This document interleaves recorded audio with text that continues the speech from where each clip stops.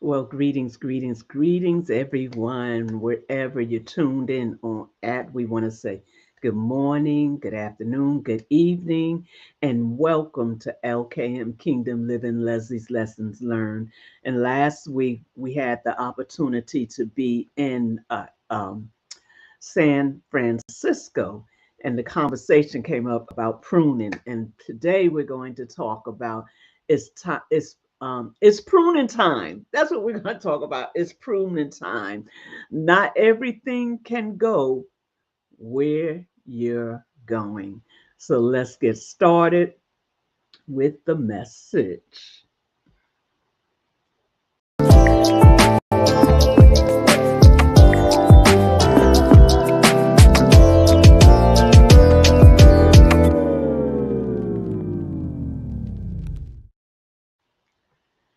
Shalom and greetings to everyone that's already here. Thank you so much for being here.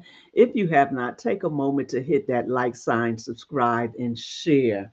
And I do have a mirror somewhere. This morning, I'm a little clogged up, and I was like, do I really want to look in the mirror this morning? But I'm going to look in the mirror. And, we're in an exciting season. We're in a season of pruning, even though it's the season of the sun. Man, there's some things we got to get rid of. So when I look in the mirror, I begin to see sincerely, going beyond where I am to where the Father wants me to be, and some of the things I still need to let go of. But even in the course of that, I'm not saying, and I want you to stop saying, is life worth living?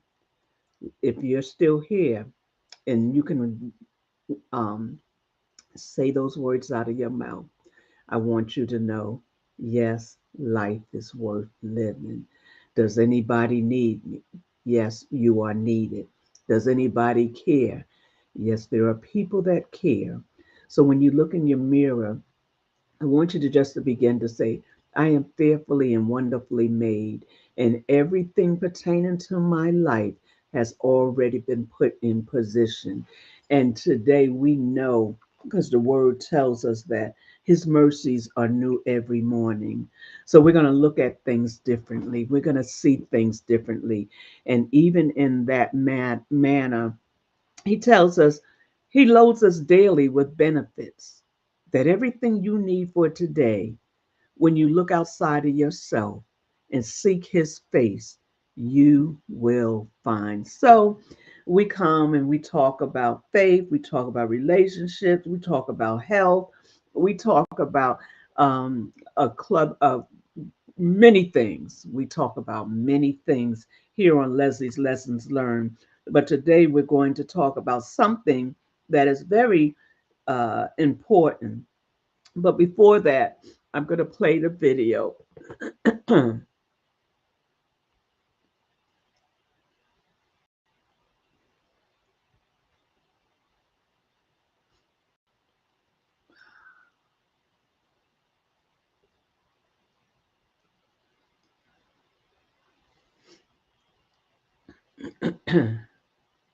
Excuse me.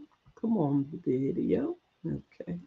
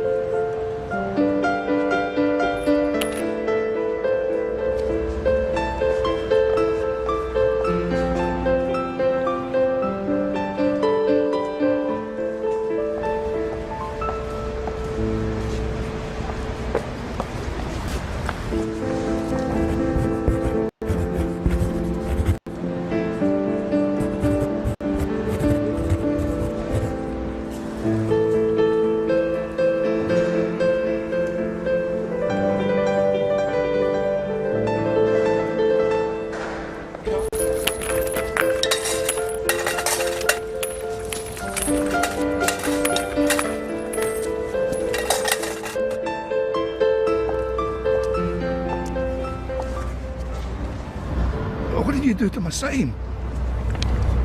I wrote the same, but in different words. Thanks, love.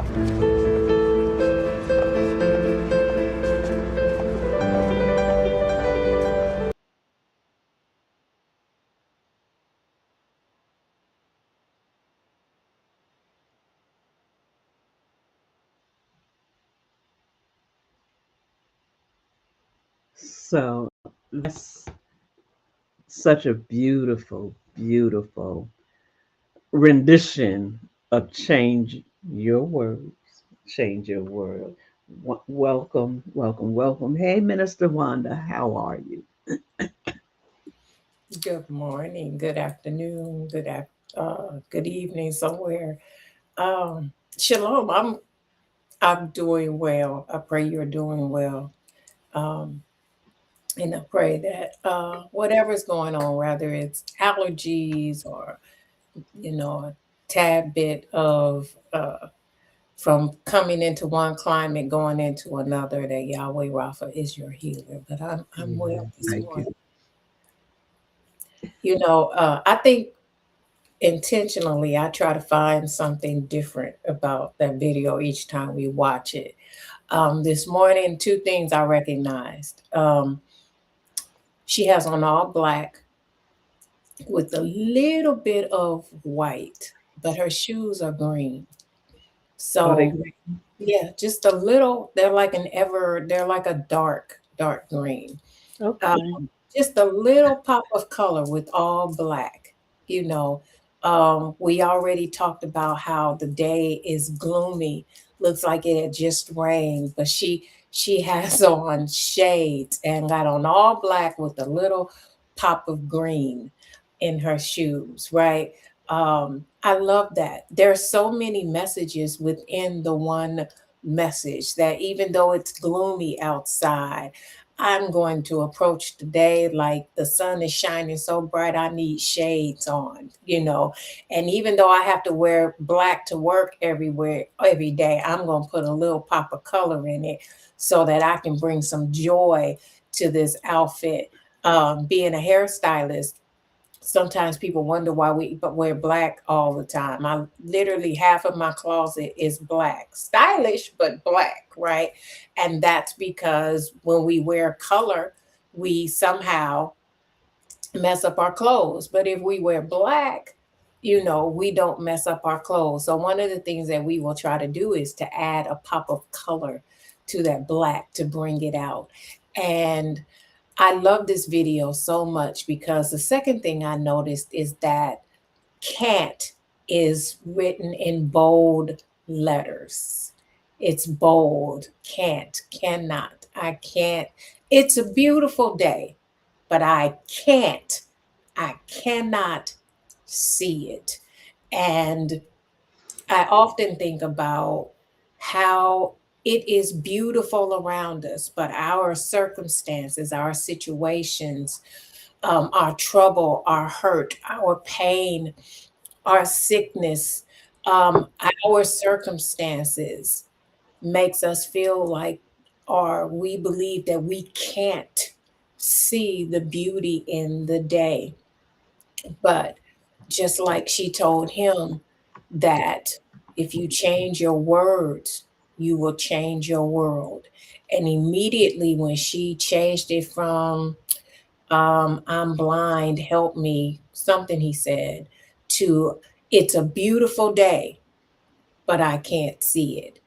People began to view his situation differently. Their perspective about his situation changed, their outlook, their intentionality about what they saw when they looked at him changed. And instead of just throwing a few coins somewhere on that mat, they began to put it directly on the mat or directly in his can. And Intentional.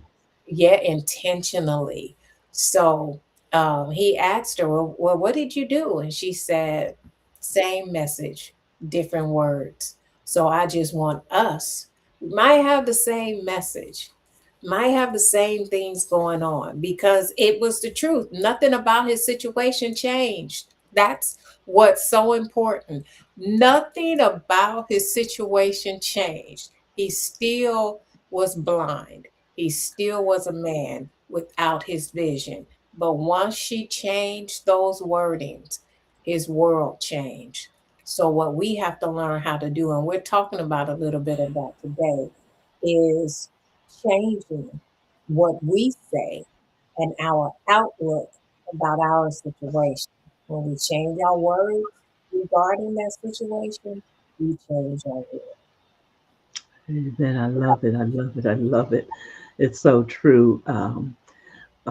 Greetings, each and every one of you, Ashley, my sister, and uh, all of you that have graced this room this morning, the Yes. UK, London, America, wherever you're looking from. Thank you so much.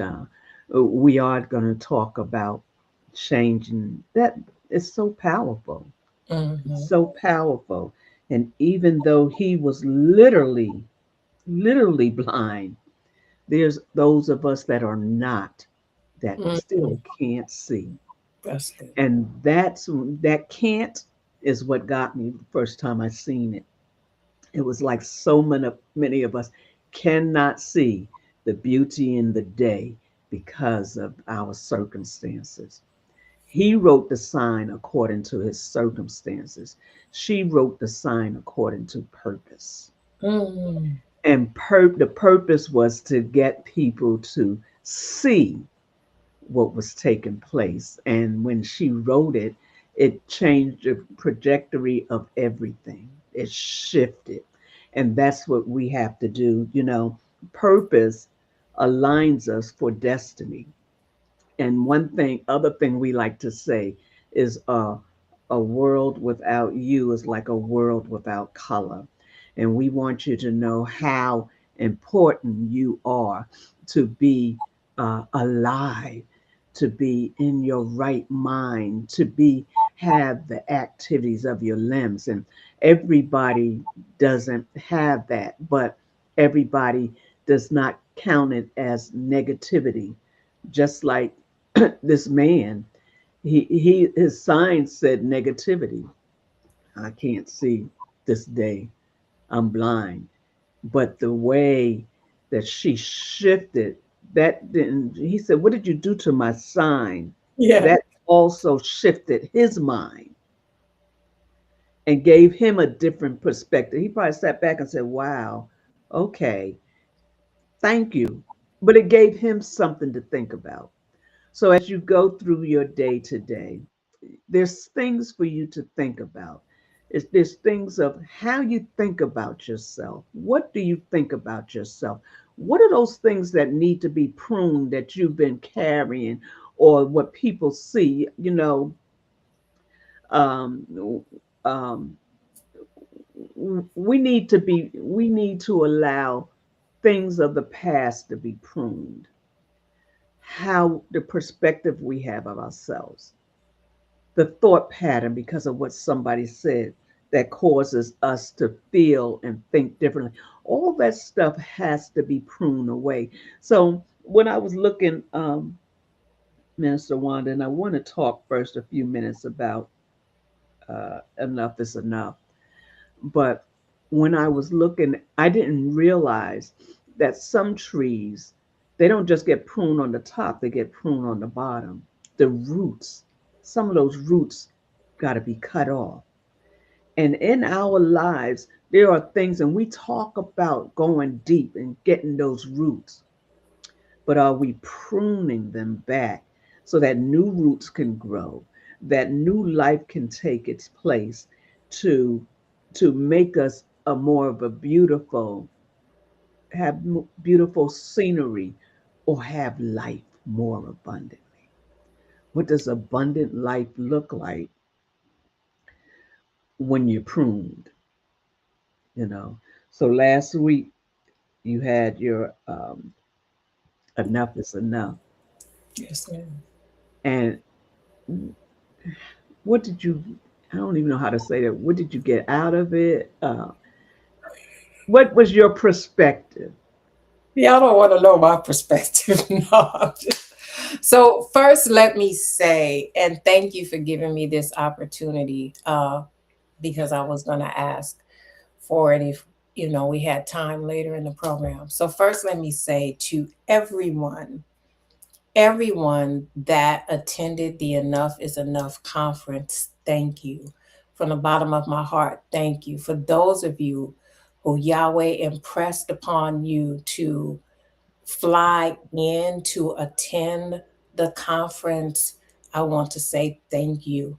For those of you who, for the very first time, I always only saw you virtually, and I actually was able to put my arms around your neck and hug you, I want to say thank you. It means so much to me that you thought it worthy enough to come all the way to California, some being on the planes longer than they'd like to be, just to be a part of this conference. And this conference is to be just, it was, well, let me stop calling it a conference right now. This event, because it was an event that Yahweh told me to put on. And I waited and waited until finally I was obedient and we had the date. And he promised me that everyone that would come through the doors, their lives would be changed. And the speakers were excellent. Alicia was amazing, talking about waiting, impatience while waiting. And all of us know how, and then we experienced it, how it can be while waiting. And she talked about the impatience while waiting and the purpose of waiting. She did a beautiful job and using life lessons, explaining the impatience while waiting. And then we had Prophet Leslie, who talked about silencing the noise, and she did a phenomenal job. And then we I spoke on procrastination, and then to seal it all, Dr. Mathis got up there and just knocked it out the park, um, talking about, she came from First Samuel, talking about Hannah and her situation. And in all of that, we had an amazing time. I've been getting reports since then.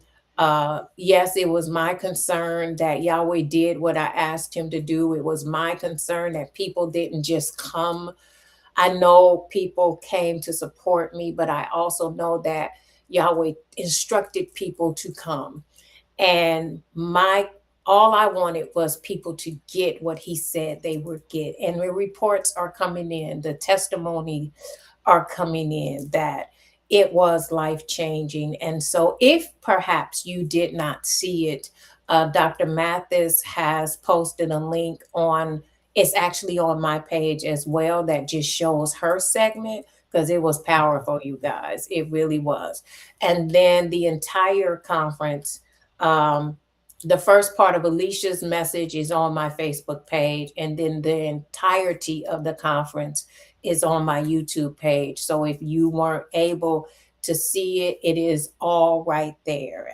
It was sealed with the prayer, and we had a great time. And then, y'all, we came back to my house and we had fellowship, and was able to sit down and eat together and spend time together. Kind of reminded me of Yeshua being able to eat with his Talmudim, and we had a good time. And I still pray that it was a blessing, um, to everyone that attended. I finally could rest Wednesday.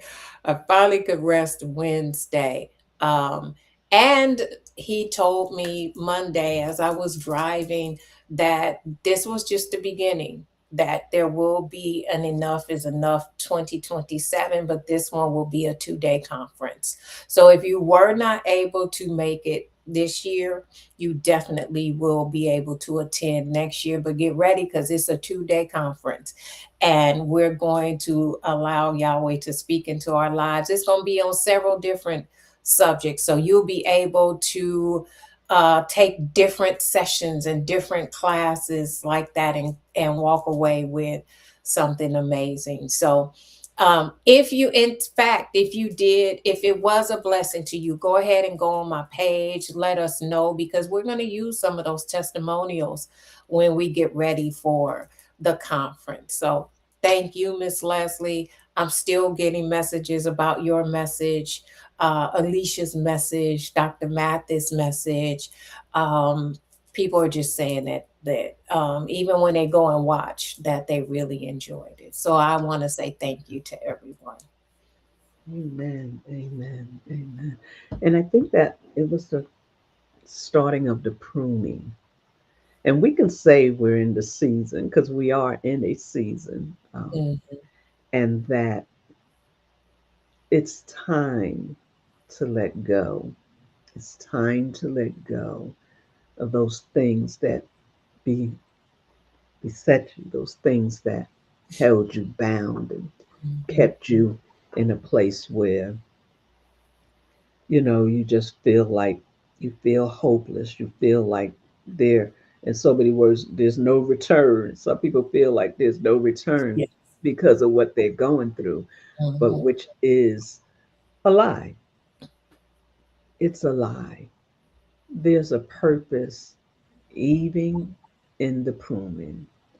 And we're going to talk about that today, as far as the pruning. And have you thought about, this is to everyone, have you thought about some of the things you need to prune? Have you thought about some of the things that have kept you bound that you need to just relinquish? It's not sometimes we think it's a whole ordeal, and it's not.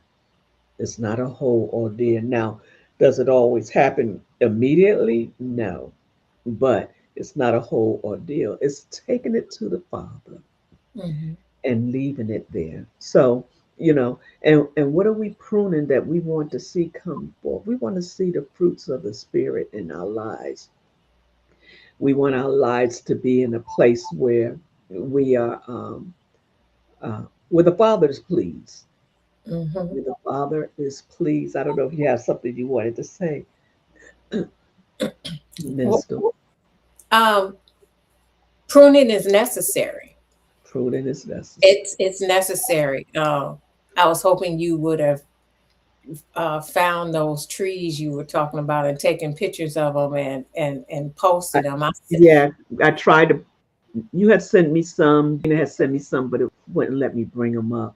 ah, You know, so it's going on all over the world.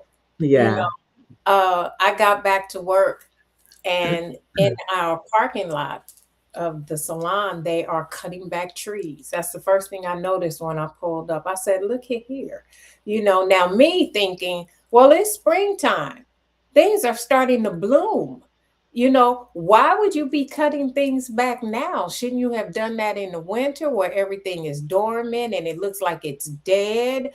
Why would you cut things in the springtime when things are starting to bud and bloom? If you have any fruit trees around you, and here in this area where I am, they have, we call them plums, um, trees. They're all, everything that has a fruit on it, that those flowers are beginning to bloom. They're so beautiful.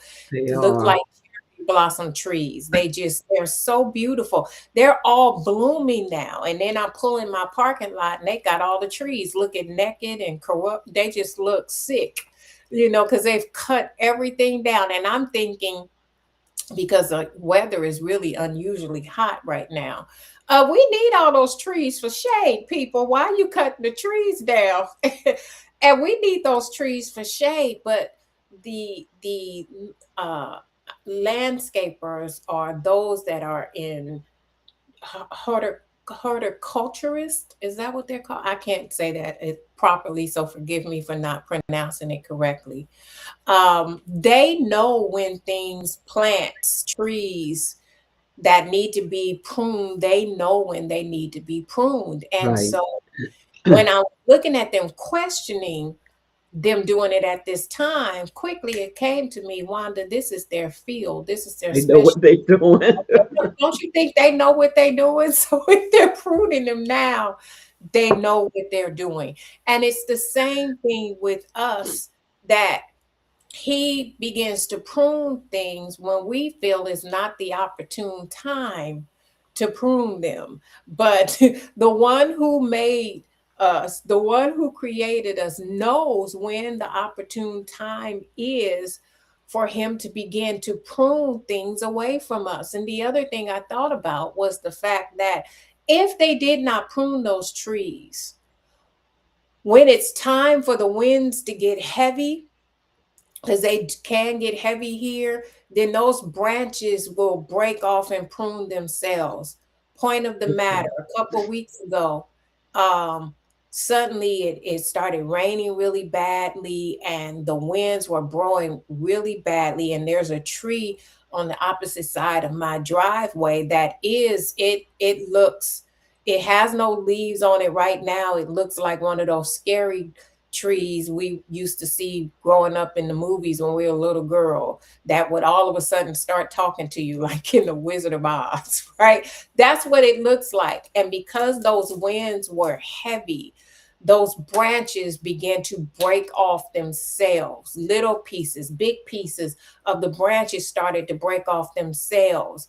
And I realized when I saw them pruning, if they had pruned that tree, then those branches would not have broken off. If you don't prune the tree at the opportune time, when the winds blow, when the storms come, they will trim themselves. So pruning is necessary, just like the pruning in our life is necessary. It's necessary. That's so true. That's good.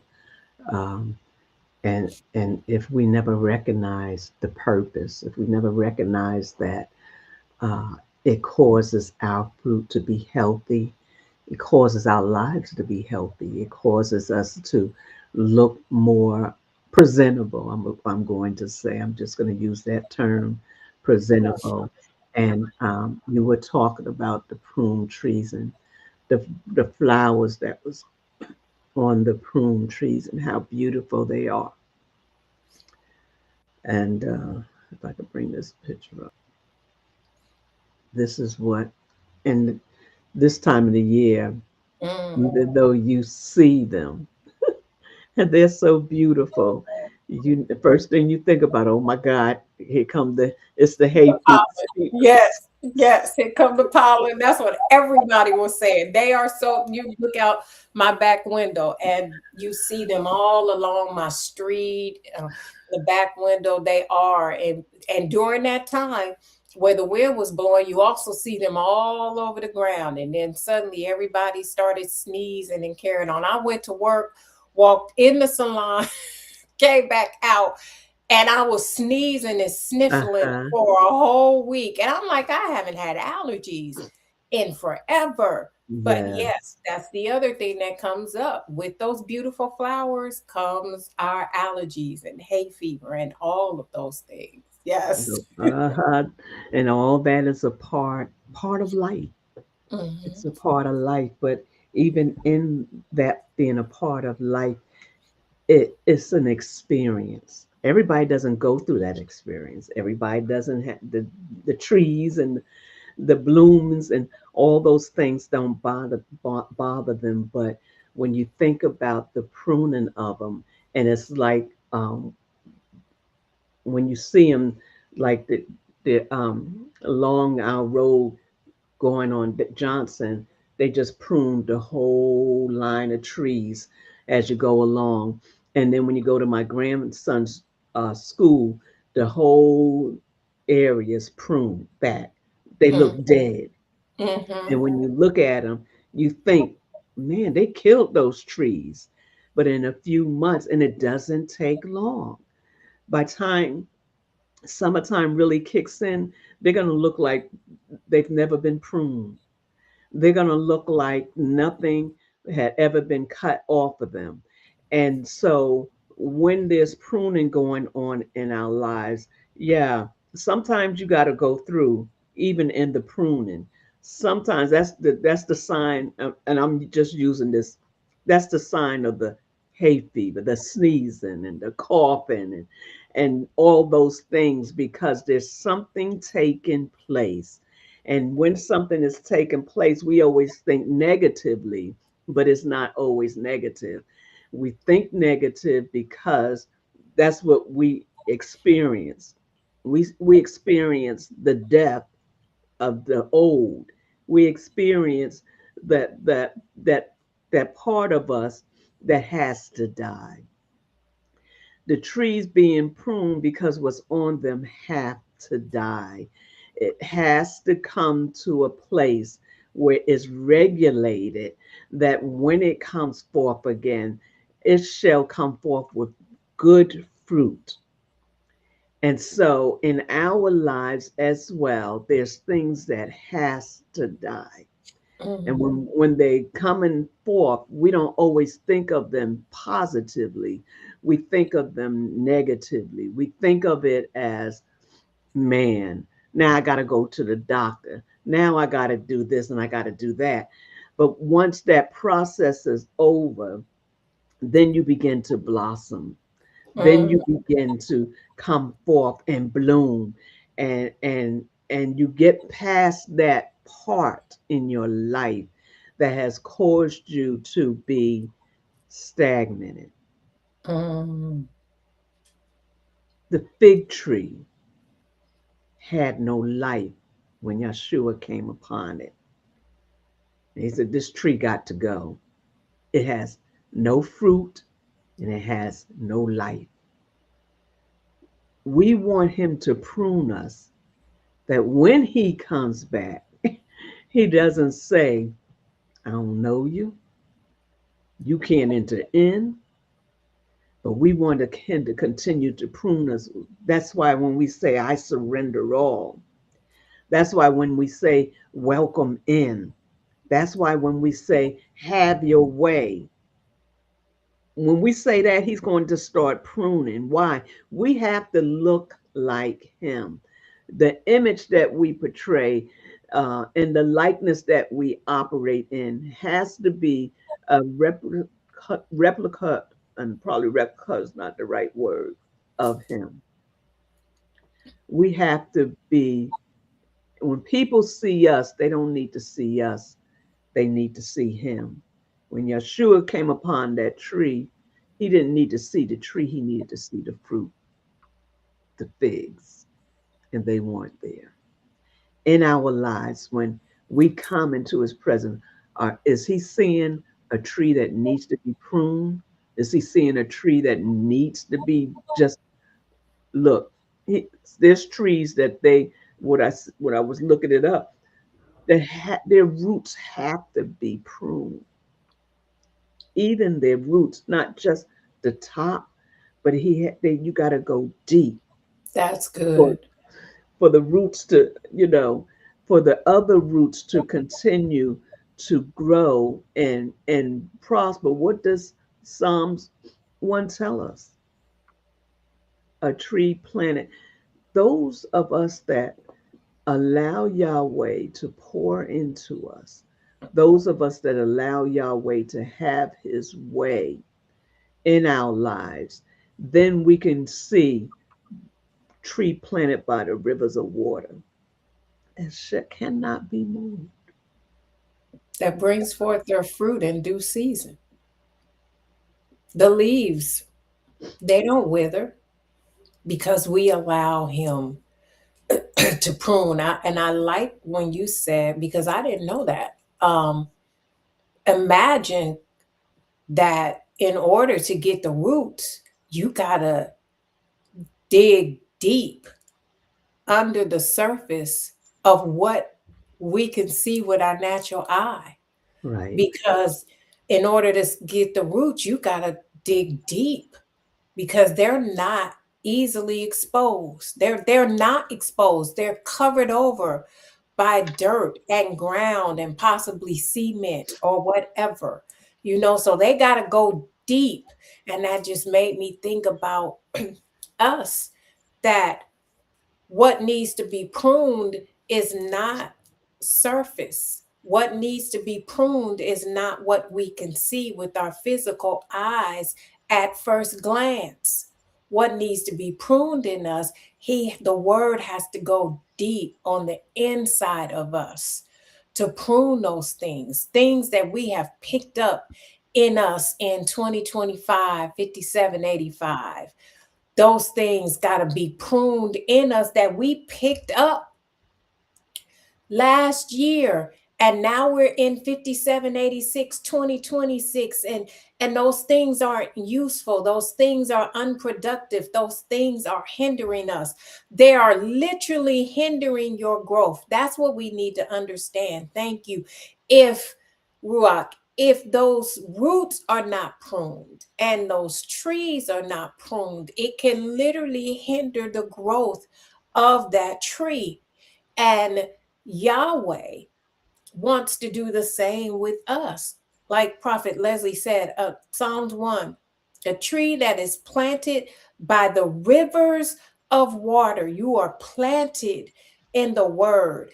That and because the washing of the word and the water of the word is in us, and pruning what needs to be pruned, we will bring forth our fruit in due season. So, yes, we will bring forth our fruit, and that's what our life is centered around. Our lives is centered around good fruit. What is the Father? Good fruit. What does He want us to um, exemplify? Good fruit. So when we think about joy, I think that when we think about joy, a deep-seated um, delight with contentment that remains stable regardless of internal circumstances or hardship. First of all, joy comes from the inside. It's not a surface thing, because if it was a surface thing, we would not be able to uh, withstand some of the things we go through. People say, man, you went through that. How did you go through that? It takes every one of the fruits of the Spirit to help us to obtain a balanced life. Love is one of the hardest things to understand, because we've been taught by the world what love is. And love, yet we know love is patient, love is kind. We know that the word says that, and we know that love is unconditional. But the society, the world has taught us, just, you can walk away from love. Mm, It teaches us that even when people get married, the concept of marriage is not to stay married. The concept of marriage is, if it don't work, I'm out. We mm, have the wrong concept. Love, when it's real love, not just verbal love. It's deep in the heart. mhm, When it's real love, love helps you to conquer things. It helps you to survive things. Love is not something that is just words. Love is what the Father was to us. He loved us. He told us in His word that I loved you so much that I sent my son. He told you in His word, I loved you so much that I wanted to bring you out of Egypt so that we can have this time together and you could understand me. No, He wants us to learn how to love the way He loves. Now, in Songs of Solomon, we know it's him and his people, and we know he uses the Shulamite woman, and we know that is Solomon speaking of the love of the Father, and how he had to go. Um, what do you call it? For we cause a lot of in and out. I'm not sure if I'm saying this correctly. Sometimes we win them, Sometimes we're not.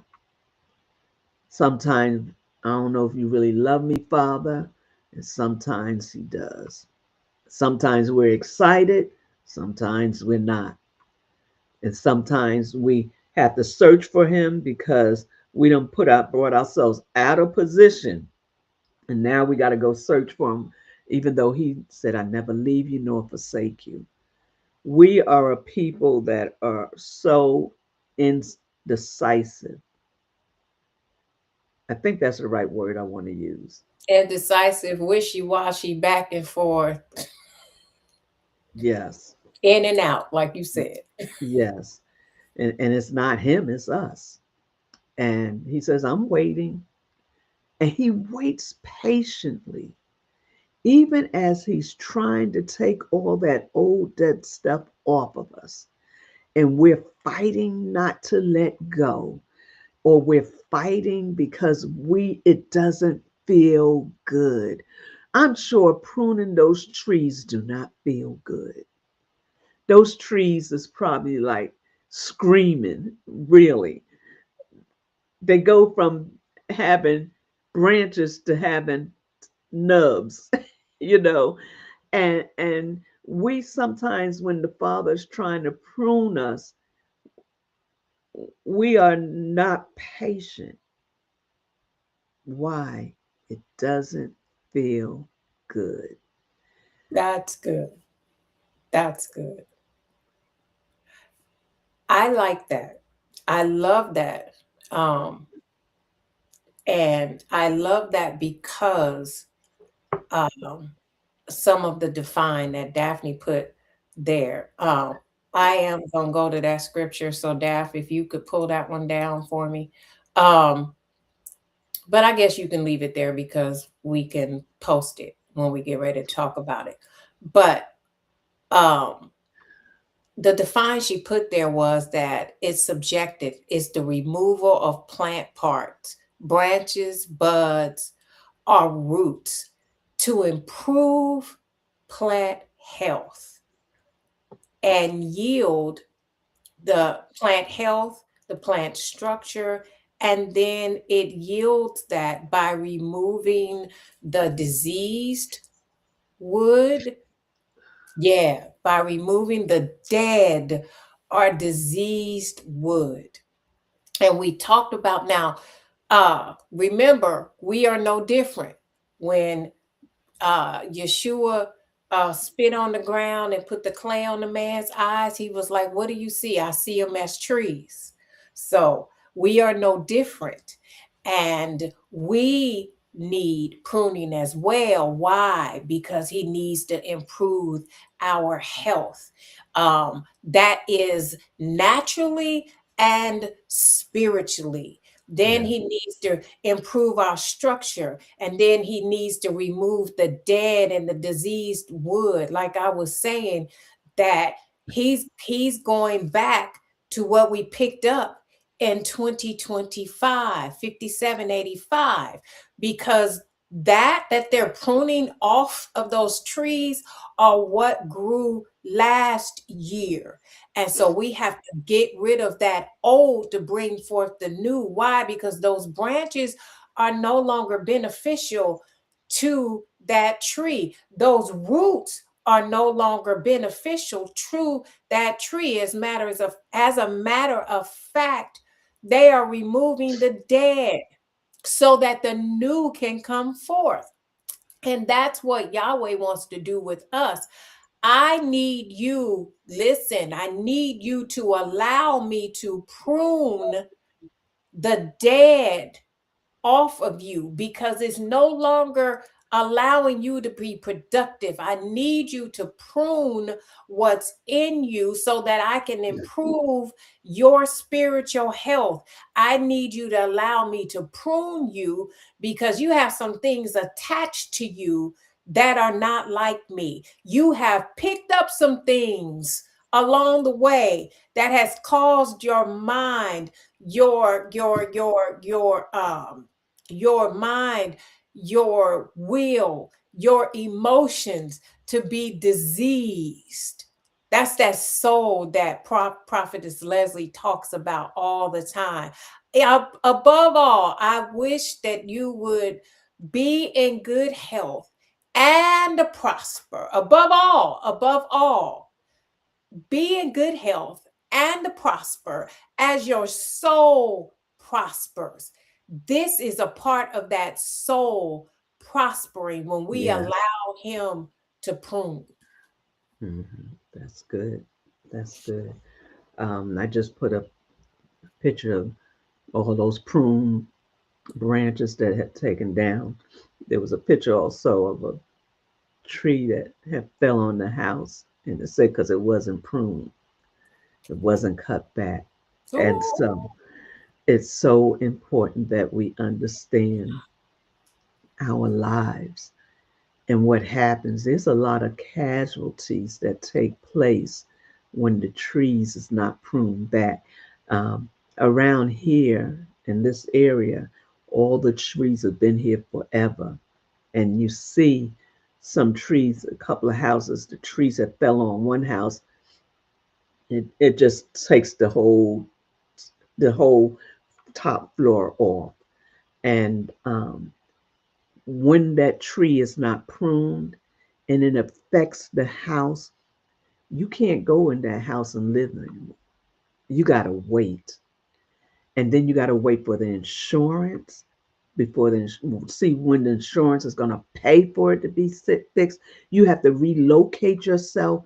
There's those houses, people will be out of them for months, because of the damage that these trees that have not been pruned back take. So in our own lives, it takes months when we don't allow Yahweh to prune us, when we don't allow the pruning process to take place, and we want to incubate those things and hold on to them. Why? Because they feel comfortable. When you look at those big trees, it's like, wow, look at those big trees. But you're not thinking, sometimes you are, but you're not thinking about the damage. You're thinking about how tall they are. You're thinking about how the shade they might have. But you don't, not often, sometimes you do. Man, if that tree falls, and I'm talking about these trees are so big, they're not even like in the backyard, they're further down, but they're so big that when they come over, they destroy, demolish the top of the house. And this one house we've been looking at, and I think it was around Christmas time or so it might have happened. And the insurance company hasn't even begun to work on that house, and they come and they put that blue tarp back over it, and I'm like, man, you don't know what's up in that house now, because it's been um, unoccupied. Can we talk about maybe the house that's unoccupied because it's been swept clean, but nothing's been put in it to restore it? We have to allow the pure. You know what? Let me say this: we can't even go into the feast without thinking about our lives changing, without thinking about, and each one of them causes a different layer of pruning to take place. But if you're just going into the feast because it's the feast and not at recognizing part of what takes place in the feast is that your life is changed. Why are we eating the bitter herbs? Getting that's a part not only of Yeshua's life, but it's also representing what we're getting rid of in our own lives. So, what are peace? We always talk about peace. We always talk about shalom. We always talk about the 13 attributes, but they don't come without a pruning. When we sit in Sabbath every seventh day, we're being pruned. There's something he's showing us about ourselves that has to not no longer take root, to allow him to come into those areas and begin to sup with us, begin to change us, begin to make us more and more like him. We have to begin to allow the fruits of the Spirit to be greater in us than we ourselves. Those things we grew up with, those things we've been taught outside. What did David say? I was shaped in iniquity, and in sin, my mother conceived me. And then he was like, but nevertheless, you want the best from me. you know, yeah, we can no longer use the excuses. I've been like this all my life and I'm not going to change. No longer can we operate like that. We cannot afford to operate in a place or in a place where we think that we excuse me could be our own selves and be proudful and live a life that is not pleasing to the Father. It's so important that we don't. So we have to continue to allow the fruits of the Spirit to become part, not part, but to become, for us to become. Enough is enough. It's enough not allowing Yahweh to be the best version that He wants to be in each and every one of us. Patience. People be praying for patience, but if you live long enough, you ain't got to pray for it because you're going to learn patience. Patience is a part of our life, the way we walk. Love is a part of our life, the way we walk. Everything, nothing, peace is a part of our life. As we walk with Him, we experience all these things. And then they begin to take root in our lives because now, wisdom, knowledge, and understanding has become a part. We're not living life as the way we brought up or was taught. And then when is the interesting thing is that the order is love first. There's for the fruits of the spirit, the order is love first, then joy, then peace, then patience and kindness. You figure kindness and love would go together. But there's an order, and as we grow, these things begin to take place in our life. And guess what people begin to say? There's something different about Different you. about you. You're not the same. Go ahead. No, I'm listening. I think love is first because it's necessary. And it's him. Imagine trying to have joy without love. You can't. It ain't gonna happen. Imagine trying to be kind without love. It's not going to happen. It's not. That's why love is first, because all of these things come and are doable, if I can say it that way, because of love. What? How am I patient? Because of love. I can learn to be patient because of love. You talked about marriage. Marriage is a lot of patience in marriage. And why are you able to do that? Because I choose to love. Right. Love is a choice. Love is a choice. But according to Yahweh, love is necessary, but it's still the choice that you have to make. And what's so amazing to me is that we definitely want His love, but we have nerve to pick and choose who we gonna love. It is a choice, but how dare we say, "Oh, I can love you," but yeah, you're unlovable. I ain't got time for that. I'm not. That's right.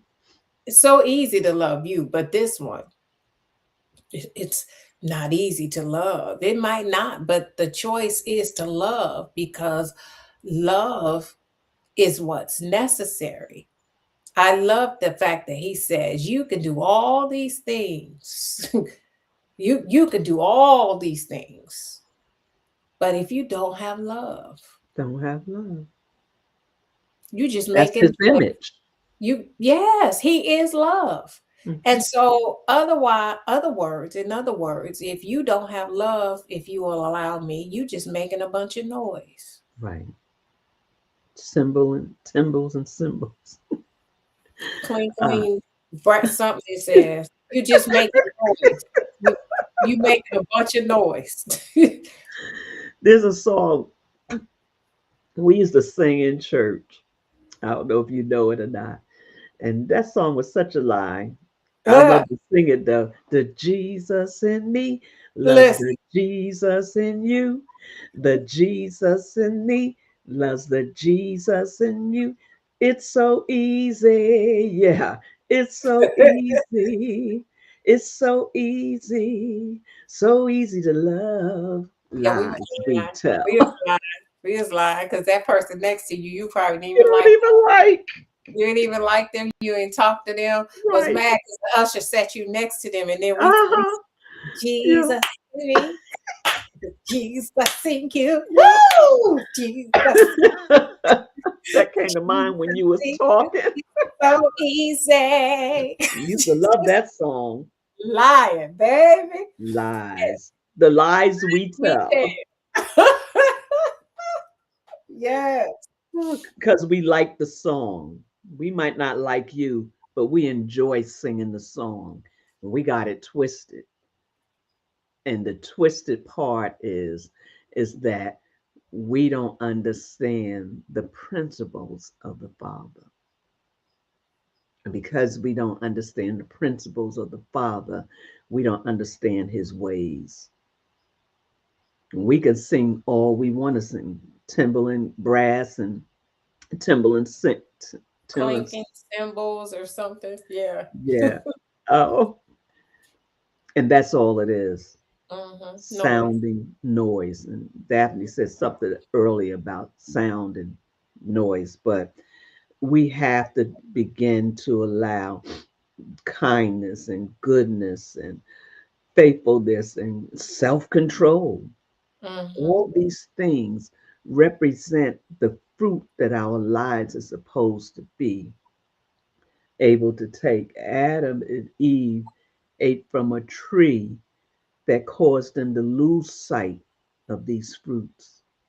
Self control. They didn't have self control because they began to see things differently.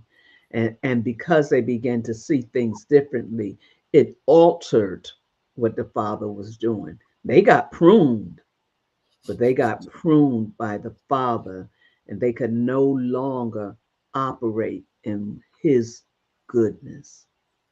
And they got uprooted. Got uprooted. They were uprooted and planted somewhere else. How about that? How about that? Not even not just How pruned, about that? uprooted and planted somewhere else. You got to get out of here, you know, because you couldn't wait. You just couldn't be patient. You couldn't wait, you know, and you did it your own way. And that's what happens when we don't allow Yahweh's process in our lives. When we don't allow Yahweh's process in our lives, we cause destruction. Yes, we do. Casualties, destructions, and to think of it, we want all that He has, All of him. all of Him, the way we are. Yes, He says, But the "Come way as we you want are." it, That's what I mean. Yep, the yep. way we want it. We Mm-hmm. we don't want to go through his process. We want No, it the way we want it. because he said, "Come as you are," but they forgot the rest of it or never paid attention to the other. They got stuck on "Come as you are." So you'll always hear them talk about things "Come as you are." One of the things people like to say, and this don't don't get offended when I say this. Well, Peter cussed, but that was before Peter's conversion. Peter also got converted. Sorry, Peter also got converted. he did. You know, conversion has to take place, and that's what pruning is. Conversion. Paul had to be converted. Go ahead. No, no, no, that's good. If remember Paul and then pick up from Paul, but just think about Peter because we're talking about pruning and talking about his conversion. And Yeshua had already told him that after you are converted, right? Um, but look at what had to be pruned from Peter. Um, Peter was quick to get angry and cuss somebody, right? Peter was something else with that knife, like quick. Uh-huh. Oh, what? Oh, I got you. Peter was quick with that knife, quick to cut something off. Even he was the one who ran no, I don't know him. I'm not with him. No, no, no, no. But he swore out of his mouth, oh, I would never, right? And he was the he ran, but Yahweh Yeshua, excuse me, Yeshua told him, after you are converted, Peter went on after his conversion to be one of the greatest uh, uh, speakers for Yeshua and the gospel. I was thinking of that P word, but it would not come out of my mouth. So we'll just say messengers, speakers, preachers. Can I say that? For the gospel Yes, of a Yeshua's, great apostle. yeah, for Yeshua's life. And but he had to be converted first. So he some pruning had to take place. Yeshua already saw, yeah, there's some things in you that you got to allow me to take out. That word has to take out of you. But it had to happen. We have to allow what Yahweh sees in us, the things that are attached to us, and possibly people that are attached to us. We are in places that maybe we should not be, things deep rooted on the inside that are causing us not to be good, to be sick, to be diseased, to be dying. And he's trying to prune it, and we won't allow it. Imagine if Peter had bucked up against and refused to allow Yahweh, Adonai, the word, to do what was necessary in his life. But he also had to recognize when he was wrong. You That's know, Yeshua told him, but it wasn't until after he responded, the way he responded, that he recognized that he was wrong. We are coming out of our winter season. Well, the other day was spring first. So all that dead stuff, we're going through the process now that is going to begin, that he's separating us from all those dead things. Paul and both of these men were advocates of the word. Paul, he just knew, killing the Christians, that he was on point, and it took him being face to face with the Father. I'm going to say it took him being pruned of what he was taught of the old. He wasn't. He was doing what they wanted him to do, and they kept encourage him to do what he wanted to do, but he didn't have no recollection of what was really taking place, why they wanted him to do it. He didn't understand that he really wasn't following the Father. And what did he say? I once was blind, but now I see. I've been walking around all these years listening to these yahoos telling me how to do this, and it was wrong. And it took Yahshua sending, or should I say Adonai, meeting him on his road to death,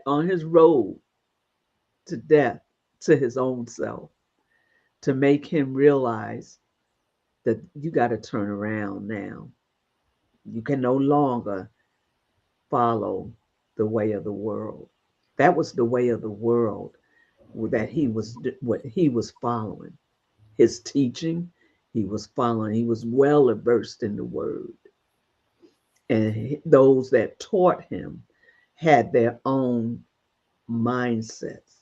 How many of us are following people that have their own mindsets, and you have an experience with the Father and you're afraid because you've never experienced it before?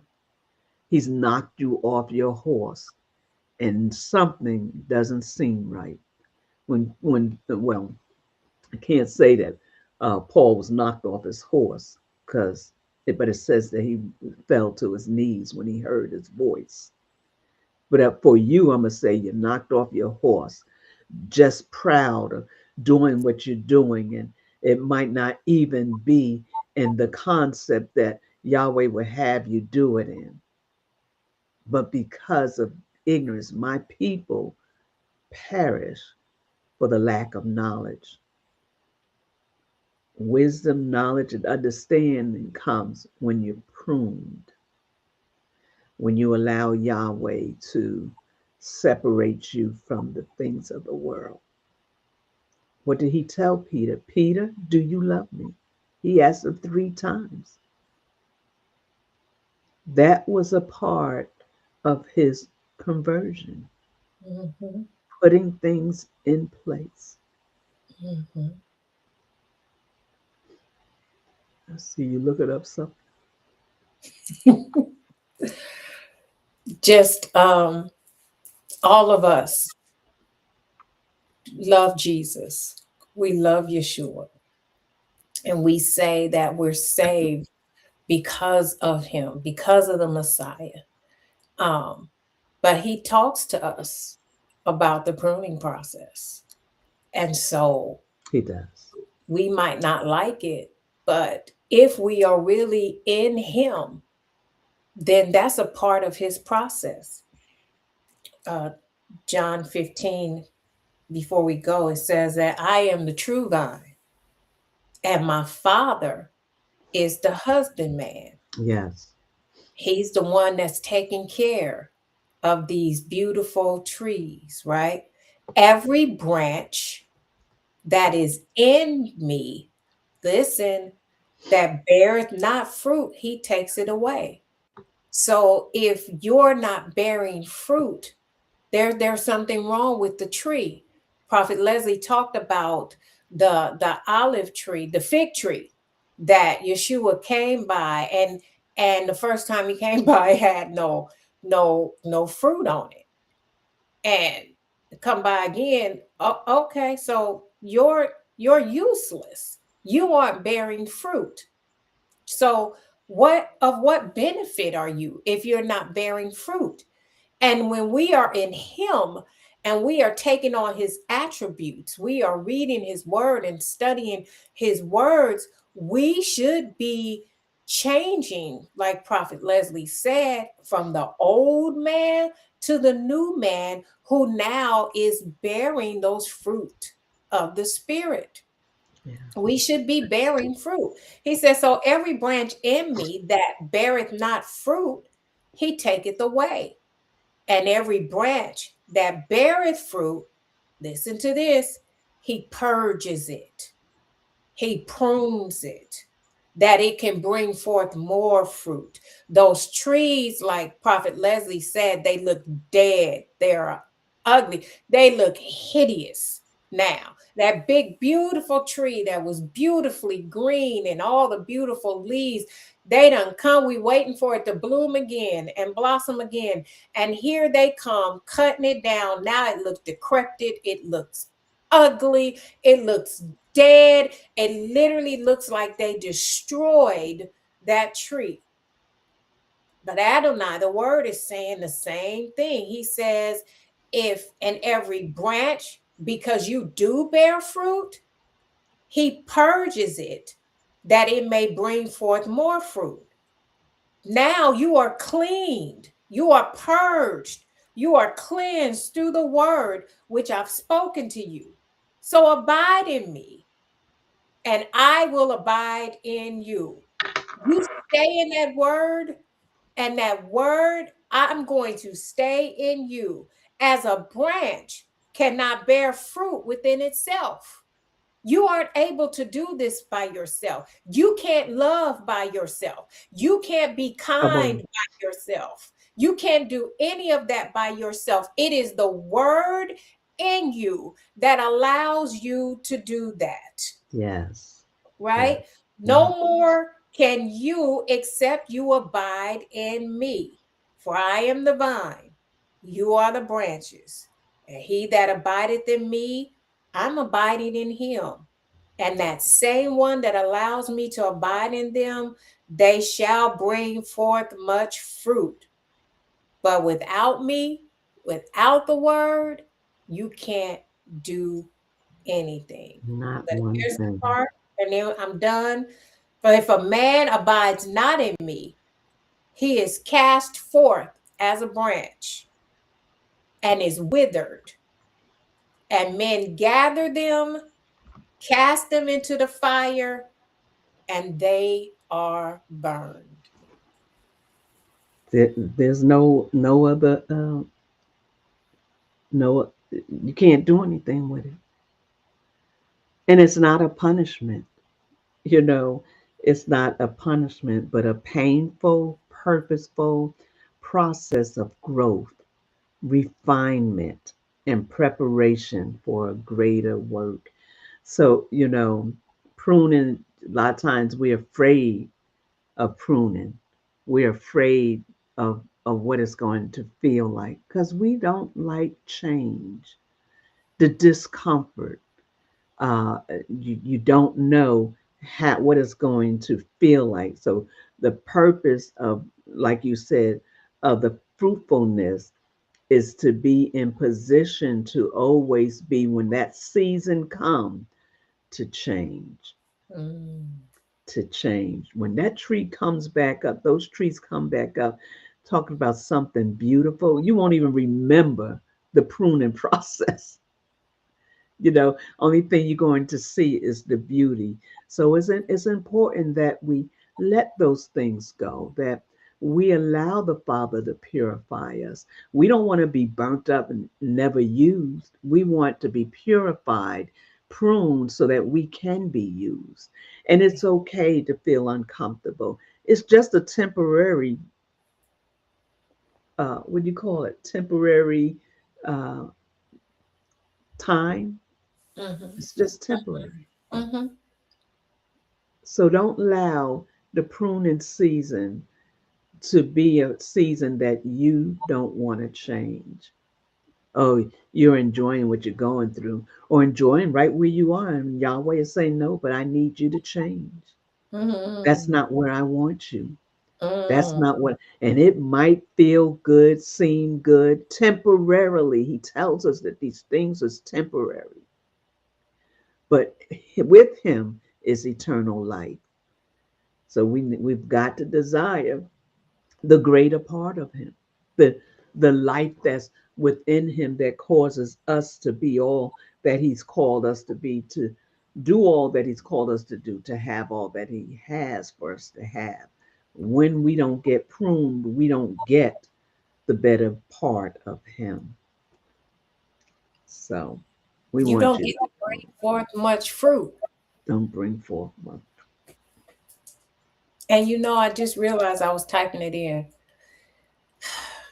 I'm grateful that I was obedient to the enough is enough. And I did not know at the time when he was asking me to do it. And even in my procrastination, he still was in control.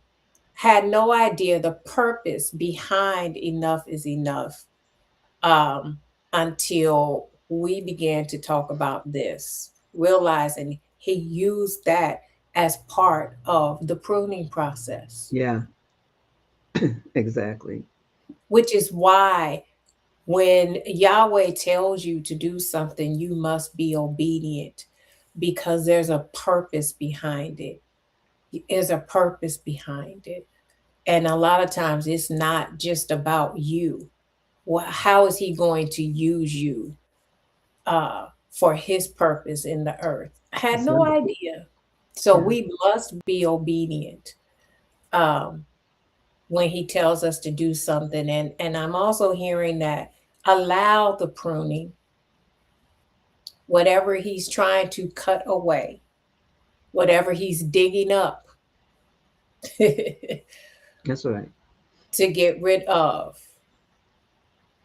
whatever he's going below the surface and digging up and pruning, allow that. Whatever he is pruning in your life, allow it. Don't fight. Don't buck against it. Because those whom he loves, he chastens, right? And so, what pruning tells me, according to John 15, is that I'm in him. and I'm bringing forth fruit. And so he wants me to bring forth much fruit. So I'm going to allow his pruning because he's saying every tree you see, and then I'm done, has purpose. Every tree you see has purpose. We wouldn't have the level of oxygen we do without those trees. We get shade, we get food for meat from trees. Trees, we get medicinal um, purposes from trees. Trees have purpose, Yes. and so do you. So, for that tree to continue to be purposeful in the earth, the pruning has to take place. And as Prophet Leslie said, trees that are not pruned eventually will uproot, fall over, and destroy something else. Imagine the lives that will be destroyed if you don't allow Yahweh's process. And you in there as well, because now that tree is no longer of use. No longer So use. And what does we he have, do? You yeah, read it. You read yeah, it. burn it. They gonna cut that tree up. They gonna cut those trees up, and we use them for firewood. They will be Yeah. burned. What does that mean? The lake of fire, if we aren't careful. So allow the pruning. Allow the pruning. I love the title. Not everything can go with you. And especially those of us that honor the feast, it should already, your introspection should be on 10 every time we open that word in Sabbath. Because when we get ready to go to the feast, not everything that can go with you. In this year, 5786, 2026, not everything can go with you. Allow him to prune you. I'm done. I'm quiet now. I love the way that you listen. There's some things you holding on past 2026 that it's time to prune. There's things that you have not let go of, and you know you need to. Well, the time is now. If he's speaking now, the time is now. This is one thing, and I'm going to end here. It says common areas pruned include selfish attitudes, wrong priorities, or unhealthy dependency. The goal is always to make the believer more like Yeshua. That's the goal and the purpose, that we be more like. Go ahead. No, I want you to read that again. Oh, Read, okay. read that part again. We need to hear that again. Those common things that are pruned. Look, I gotta find it now. I lost it. I want us all to pay attention to those common things that are pruned. I heard one of them was attitudes, Uh-huh. attitude, I lost it. attitudes, attitudes. I lost it. You lost it. Okay. Go to the replay. Go to the replay and hear it again, But because some of those things that were read, a lot of us, including myself, like, wow, you know, yeah. quick to get it. My ex-husband used to call it, he made up a word, attitudinal. You are really attitudinal, And you're like, yeah, baby. okay. And sometimes that attitude of ours, that attitude, allow Yahweh to prune it. Yeah. And we have to. It talked about it in so many words. It talked about our attitude. It talked about self-discipline, doing things our way and not the way of the word. We have to let go of those things. And if the purpose is that we'll be more like Yeshua, it says. And one thing about it, we're not doing it by ourselves. Ruach, the Holy Spirit, is here to help us. So don't think that you're on a man on an island alone. And he talks about that. We're not going to talk about that today. But there's nothing he's not intentional about. He's intentional about us being fruitful and multiplying. He's intentional about us walking by faith and not by sight. He's intentional about us yielding that we might have good fruit. There, it's all intentional. Why? Because we can't say we follow him and there's no fruits that say that we follow him. There's no fruits that's telling him that we're his. Because we're following him, we're saying, but we live in life the way we want to. We can't. No matter how pleasant it seems, how good it seems. And there's the saying, what's the saying? Every good thing is not a God thing. So it might be good, but it doesn't mean that it's a thing that Yahweh desires for you to do. So if Minister Wanda doesn't have anything else to say, we want you to have an amazing day. Be blessed. And remember, we're in the season of pruning. Winter is over. And now it's time for us to bloom some new season. You know, in the wintertime, you be nasty sometimes. You be angry because it's cold. Some people live in the snow and got to get out there and shovel the snow. Just a dead season. Well, now it's time to live. Live life more abundantly, to prosper, and to be in good health, even as your soul prosper. So as you go about your day, remember winter is over and pruning season is in. Yes, some trees get pruned in January, and some get pruned now. So your pruning process might have started. Don't hinder it. Let it be all that Yahweh will have you to be. Until the next time, be blessed and know without a shadow of a doubt He loves you just so much to be intentional about your life. Yeah. Shalom. Shalom,